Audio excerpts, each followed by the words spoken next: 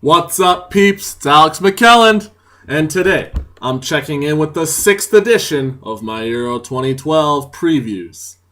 And it's a side that's looking to reassert themselves in the European football scene. Denmark is in the spotlight. Now, like Holland before them, Denmark was in the international wilderness for a bit. Then Euro 84 came around and the team impressed a lot of people, reaching the semi-finals before falling to Spain in a penalty shootout. Danish Dynamite, as they were nicknamed at the time, put on another spectacle in the 1986 World Cup, sweeping their group, scoring 9 goals. Jubilation soon became agony, though, as Denmark was dismantled by Spain once again by a score of 5-1. A poor performance in Euro 88 and failure to qualify for the 1990 World Cup put the team in a decline. They'd also failed to qualify for Euro 92.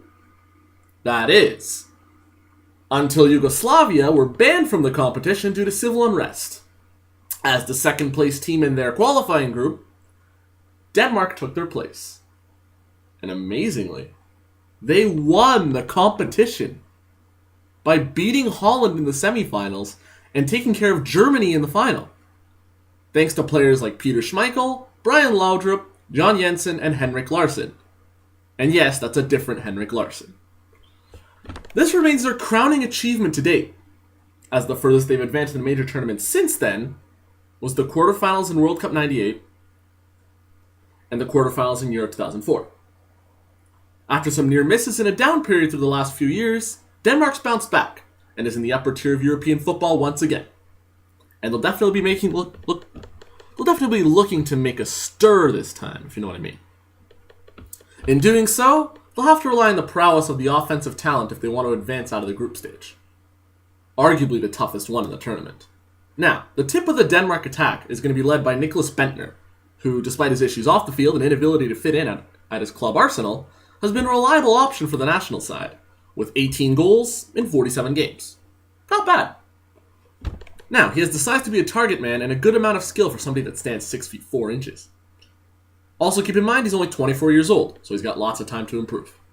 Now, Liverpool's Daniel Agger is a world-class stopper that holds Denmark's defense together. Michael Krohn-Deli and Dennis Romedal occupy the wings for the team. Each of them possesses a great deal of speed, creativity, and goal-scoring ability. But the crowning jewel, and the man lots of people will be talking about once this tournament gets going, will be Christian Eriksen. Now, this 20-year-old Ajax man is an outstanding technical player that's got tons of ability to set up and finish chances, and influence games all by himself. He's already got a prominent role at Ajax, and it's only a short while before he becomes one of Europe's top players. He's at the forefront of a football revolution in Denmark, and is the biggest piece by far for the team. That being said, with all the offensive talent, the team has some issues, especially with defense and goalkeeping, while Agger and Simon Kjær form a stable core in central defense. Lars Jakobsen and Simon Poulsen aren't the most focused pair of fullbacks around, let's just say that. And in case you don't remember, it was Simon Poulsen who was responsible for a comical own goal in the 2010 World Cup. Coincidentally, against Holland. What do you know? Although they do serve as important pieces on the offensive end in terms of build-up play, their consistency on the other side of the ball is a little bit worrying for Denmark and serves as a question mark. There's also no number 1 caliber goalkeeper on the side, really. And in a group with Holland and Germany? That's a big-time problem. Thomas Sorensen, who has made over 100 appearances for the national team by far, is not getting regular first-team football at Stoke City over the past couple of years, and has a tendency to commit judgment errors, sometimes big ones, in major international tournaments such as this. He'll have to be at his utmost best if the Danes don't want to find themselves flooded with goals, but that might be just a tough ask.